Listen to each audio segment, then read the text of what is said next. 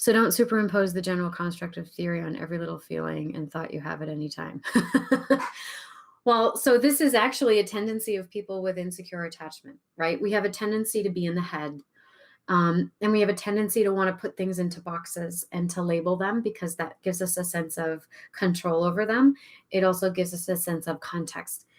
So, one of the things that leads to a sense of insecure attachment often is that when we've had early attachment wounding, the emotional life, the inner space, what's called the affective aspects of you, which isn't just your emotions, it's how your body responds to things, that over time as children we learn how to assign words to those things.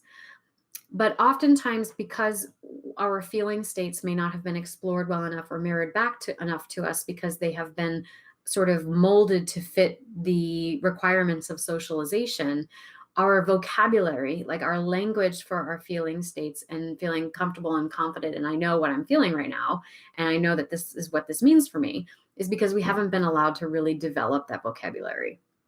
And that is going to extend to every other facet of your life. So even learning how to talk to a partner is fabulous, but if you haven't developed your own inner vocabulary, you may get into a session and your partner's like, so, and the therapist is like, well, how do you feel about that? And it's like, I don't know. I don't know how I feel about that. I don't have the words to respond to that. So you're kind of walking into a situation like that without all the tools that you need. And so that's kind of like a place to start. And that's really where I start in work that I do with people and with creative arts therapies and mindfulness-based practices and psychospiritual for framework for things, is we go into that place and we start developing that internal vocabulary and language so that when you get into a situation and partner's like, well, how do you feel about it? You can be like, I feel like this. And I know that when I feel that way, this is what's happening within my emotional boundaries. And I understand that this is where I'm willing to compromise because I don't have a fear of compromise, meaning that I have to give up every aspect of myself, right? I'm not afraid of compromise because I know I'm not going to get swept away with it. And I know that if I compromise once, it doesn't mean I have to do it again, right? And also because you have an awareness of your values.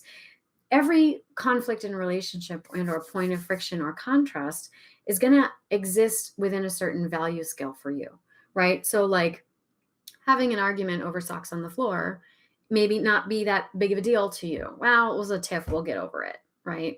Whereas maybe for someone else who feels like, well, the socks represent how much you respect and listen to them, might value that quite high.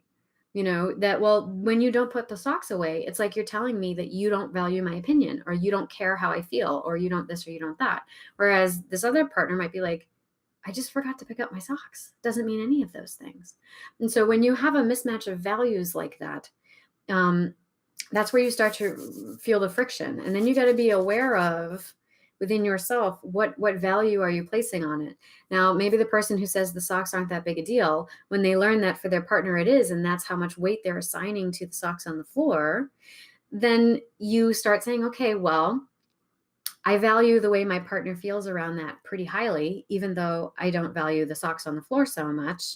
And I guess if I just decided to pick up my socks at the end of the night, because that's not that big of a deal to me, then it shouldn't be that big of a deal for me to pick it up. And then I know it's a huge deal to them.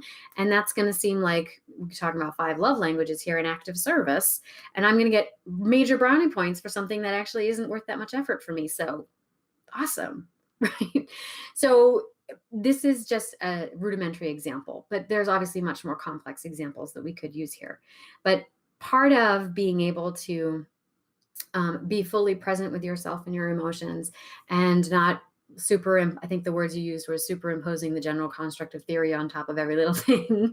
Yes, is being able to reside within yourself, to know your feelings, and to be able to construct that inner language so that when it comes to these points of contrast, you're not jumping to, oh, I must be this hyper anxious person who's messed up and is never going to have a good relationship.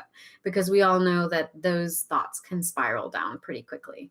And then we're stuck in our fears and we've lost sight of our desire. And we don't know, we can't touch upon the beliefs that would allow us to actually call our desires in, right? Because if you're always moving away from fear, you're throwing up a resistance to allowing in the thing that you want. Okay.